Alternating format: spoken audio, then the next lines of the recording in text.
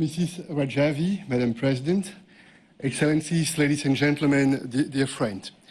I would like first, Mrs. Rajavi, to thank you for taking this initiative, and that meeting is taking place at a timely moment because we are facing exceptional circumstances, and you just made a very powerful, a very lucid assessment. We know that you have a clear vision about what is needed for the future of Iran, and today it's important to exchange views and to see what we can do, what are the options, and how we can do everything to get closer to this moment when Iran will be a free country with freedoms guaranteed for every Iranian citizen. It was said just before, and I would like to repeat it, probably the Mullah's regime is weaker than ever. Probably this regime is more vulnerable than ever. And there are a few reasons for that. First, their proxies, their usual partners, are in difficulties. That's a totally different situation in comparison with what was the state of play a few months ago. That's a totally different situation. That's my first point. My second point, it was also mentioned, again, a new wave of protests, a powerful wave of protest, and this uprising is a very important one, a very significant one. Why? It was said by you, Mrs. Rajavi, because it started with marches in the Grand Bazaar. And it's not necessarily usual, because this part of the population is usually careful, cautious, and the merchants, together with young people, with every category of the population, they decided once again to stand up to defend their freedoms, to stand up to defend a free and respectful future. Of course, the level, the magnitude of the oppression and the repression is showing the fears of this regime. It is showing that they know that they are in huge difficulties. But the fundamental root causes for this protest will not change in the future. And it's also important to take into account the economic failure of this regime. And we should repeat again and again that's not acceptable, that one of the richest countries across the world is absolutely incapable of meeting the basic needs of the population: water, electricity, bread, and that's an additional reason. Oppression, denial of fundamental principle of human dignity, but also an economic and social failure, an absolute economic and social failure. Now it's also important to have a look and to make the right assessment about the strategy of this Mullah's regime and the tactic. And what is a strategy? There are three important points that we have to take into account. First, they oppress the people because they fear their own people, point one. Point two, they do everything to destabilize the entire regions, exporting terrorist groups, using and mobilizing proxies, financing a lot of illegal activities to destabilize the entire region. And point three, they seek to terrorize the world. They seek to export their ideology all across the world. And what is the tactic? What are the tools that they are using to reach those goals? It's very simple. First, they want the nuclear weapon, and they want to develop further the ballistic missiles program. Why? Because they know there's a certain immunity that can be guaranteed for them if they are able to develop those nuclear programs. And it's very important never to forget that you, the organized resistance, you were the one who managed to alert the world and to make it impossible for them to have today this nuclear weapon. And that's very important because it was a game changer, and I think that all of us, we should express our gratitude because this responsibility is playing today a very important role. They do not possess today this nuclear weapon because you made the decision, you made the choice to denounce, to expose to the world this attempt to develop the nuclear weapon. Second point, and here I would like to share my own experience. They use and they abuse, of course, the capabilities they have in the field of cyber attacks, cyber threats, defamation, including against those who are standing up to defend the fundamental rights of the Iranian people. And it's very difficult and it's unfair because it means that you have to suffer two battles at the same time. One battle to promote, to defend the legitimate aspirations of the Iranian people, but you have also sometimes to defend yourself against fake accusations against you. And that's, of course, a very difficult challenge that we have to take into account. And the third point, the third tactic they use, and unfortunately, it's a tactic with a certain impact, a certain effect in Europe and more globally in Western countries. They use the kidnapping of foreigners, foreign prisoners, to put pressure, to blackmail, to intimidate. And here I have to recognize, I faced, when I was Prime Minister in Belgium, those situations. It's extremely difficult for a Prime Minister, for a government, when you have one of your compatriots in jail in Iran, a lot of public pressure to do everything to release your compatriot, and it's a tool that they are using a lot. And including today, as we speak, there are foreign prisoners in jail in Iran, and it's a tool used by this mullah's regime to put pressure, to intimidate, and to blackmail. These are three important points in terms of a tactic: nuclear weapons, cyber attacks, disinformation, fake news, and the use of kidnappings of foreign hostages. And then I would like to come to my next point. And that point is very much in line, Mrs. Rajavi, with what you have developed just a few minutes ago. I feel it's very important to observe this situation, but also to learn some lessons. And in politics, it's very important not only to repeat the same mistakes, but to ask ourselves if something does not work, why it doesn't work, and what we can change, what we can do in a different manner. And I would like to share with you a few lessons that, in my opinion, we have to draw all together. The first one: silence does not work. The idea that by being silent, sooner or later, there will be a miracle, and sooner or later, the regime will spontaneously reform itself, that's a mistake. That's absurd.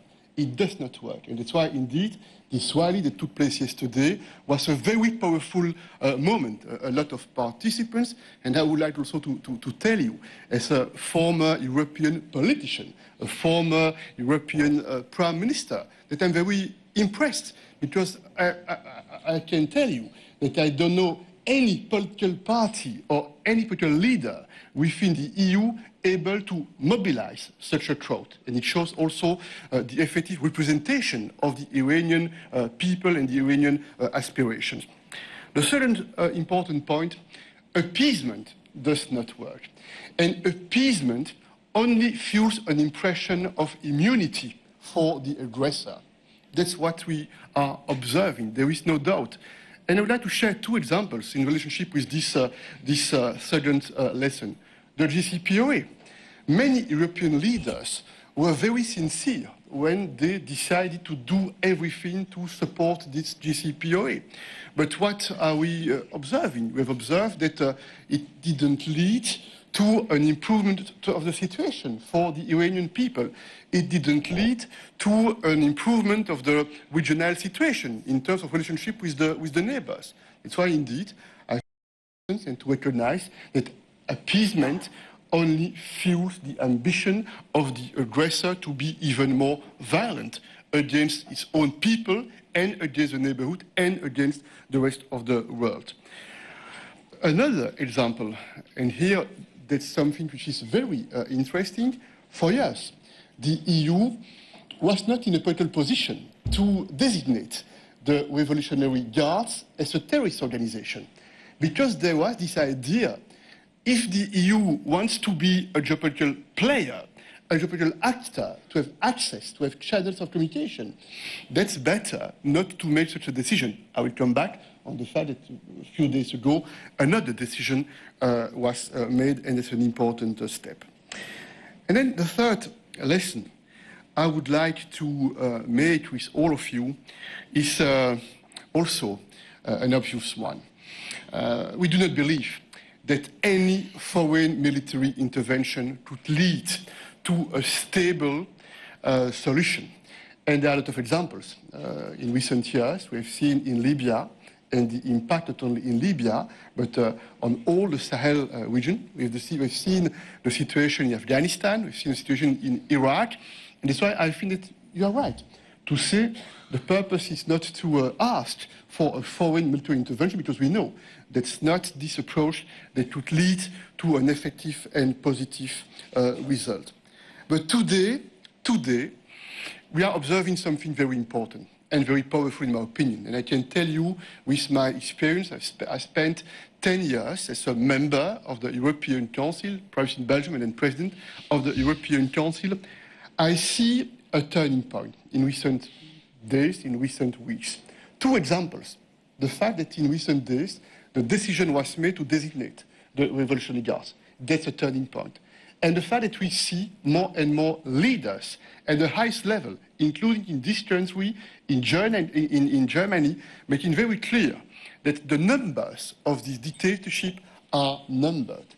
I can tell you that a few months ago, it was not possible to imagine European leaders making such a point publicly, and it shows that things are probably changing more rapidly than what we can imagine. That's also a lesson at the European level. In many other fields, not necessarily in relationship with Iran, I know that at the European level, very often, things that seemed impossible only a few weeks before suddenly become obvious because of the circumstances, because there is something new that are needed to make a new position and to make another choice, including at the geopolitical level. Finally, a few words about the alternative, because indeed, no war, no appeasement, no silence, but what is the alternative? And of course, you are not surprised that I support what was said just a few minutes ago. We have witnessed in recent weeks, including myself, through my own social networks, we have witnessed an attempt by the son of the Shah to promote himself as being an obvious and natural alternative. And of course, we are not naive. Everyone can see what is going on. There is a massive and industrial use and abuse of artificial intelligence, bots, data, and social networks to create an impression, to make an impression. But this impression is an illusion. That's why I think that's very important, especially for the European democratic countries, not to be trapped and to expose the truth, the fact and the figures, and to make very clear that's an attempt to manipulate. I'm even maybe stronger in my comment. I think it's also an attempt to steal once again the future of the Iranian people.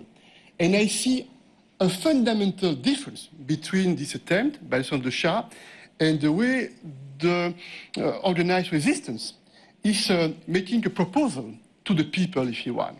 And the fundamental difference, that's democracy. Fair and free elections. It's exactly what you said.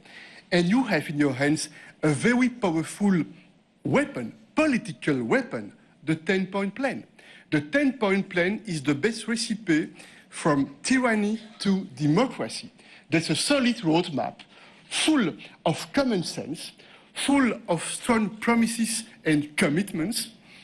Free and democratic Iran, the constitution will be based on the legitimacy through the elections, point one. A secular Iran with a separation between state and religions. Gender equality and a leading role that must be played by women for the future of this country. Independence of justice to make sure that there is no discrimination and that everyone is equal. And I think that in the weeks to come, in the months to come, we have as much as possible to explain, to promote.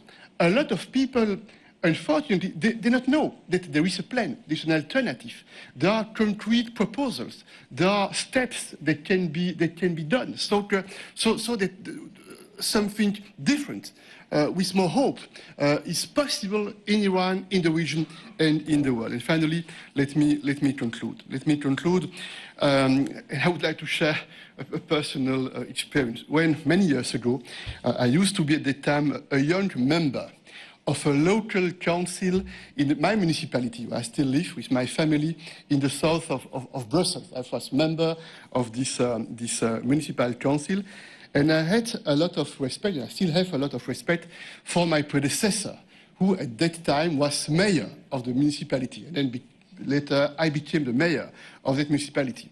And I remember that he always told me this advice. When you have to make a decision, and you think it's a difficult decision, just try to do two things. First, tell the truth to your interlocutor. Be sincere. Tell the truth to your interlocutor. And second, try to be fair and right, and listen to your heart. And what tells your heart will probably be the right choice and the right decision. And today, more than ever, all of us have to ask ourselves this question.